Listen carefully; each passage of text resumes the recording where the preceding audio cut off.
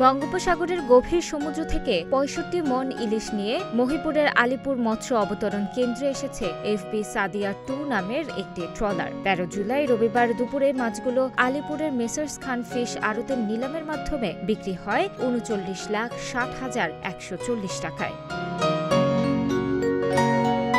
ট্রলারটি গত ৯ জুলাই ২৩ জন জেলে নিয়ে সমুদ্রে যায়। কুয়াকাটা থেকে পূর্ব দক্ষিণে ১৫০ কিলোমিটার গভীর সমুদ্রে জাল ফেলে ধরা হয় ইলিশগুলো। মাছগুলো ৩টি ওজন অনুসারে আলাদা করে বিক্রি হয় ৯৫,০০০, ৭০,০০০ ও ৫৬,০০০ টাকা মন দরে।